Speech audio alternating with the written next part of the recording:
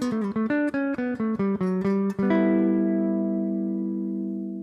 I'm Mike Beckerell, and today we're going to take a look at a 5-to-1 line that Larry Carlton plays on Room 335. Let's take a look.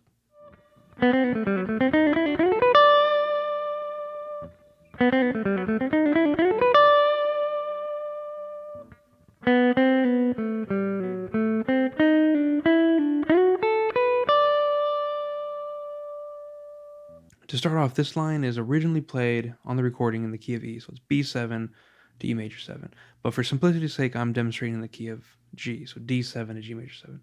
Now, as with all lines, we should learn this in all 12 keys to get comfortable with it and make it our own.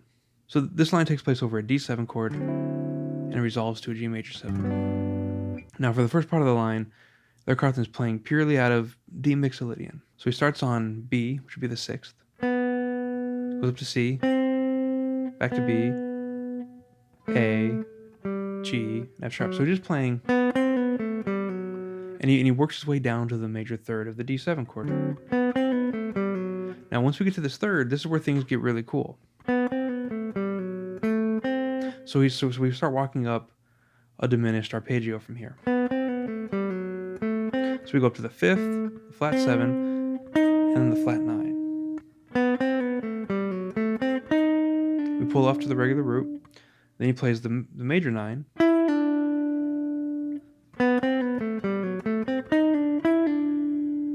And then to finish the line off, we go up a D major triad with the 6th in there. So it's kind of like a D major pentatonic kind of line. And this resolves right to G.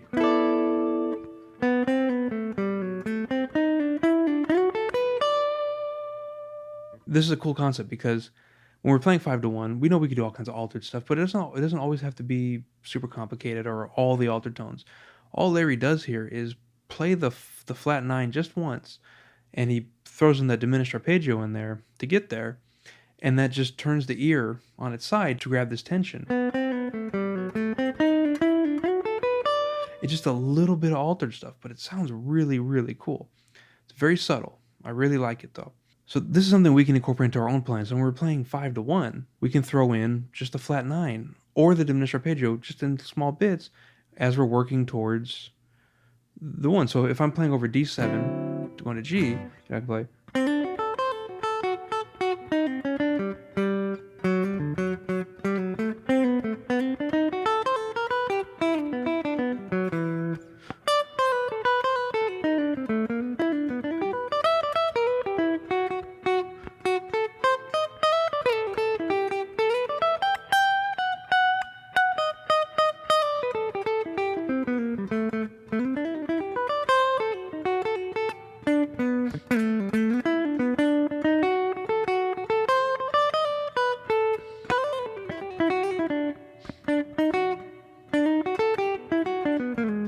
So while I was playing that, I did some typical kind of bebop things by, playing enclosures and, doing some chromatic stuff. But overall, all I was doing was just playing D7 arpeggio and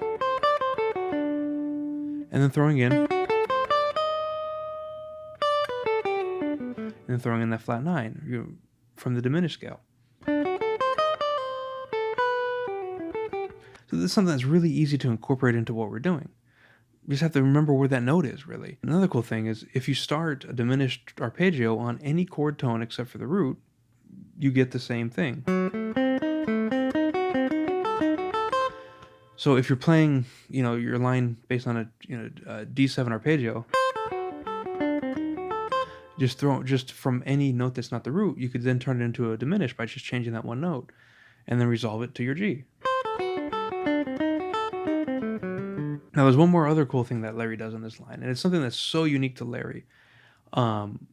He has a way of making a major 7 chord sound really bluesy, and one of the ways he does that is, so he resolves to G major 7, and he goes up, he plays, based on a D major, he plays the 3rd of a D major, 5th, 6th, and the root. It's kind of like a D major, pentatonic kind of line.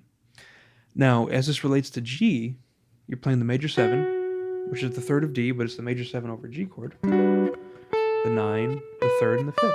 So you're playing all the colors, you're just not the root. So this is another concept you can take and run with. When you're playing over a G major 7, you can play the triad a major triad built on the 5th. It gives us a D major triad, which gives us a lot of different colors over that sound.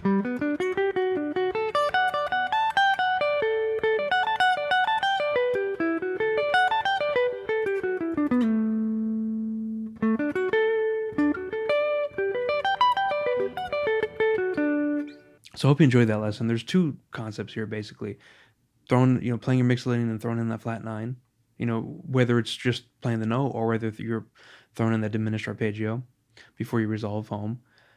And when you do resolve, you can keep playing, that triad or even the pentatonic built on the 5th of your major 7 chord to get a really bluesy, kind of really interesting, colorful sound out of your major 7 that's not always there. It's a very Larry Carlton thing to do. So I hope you enjoyed that. I'll see you next time.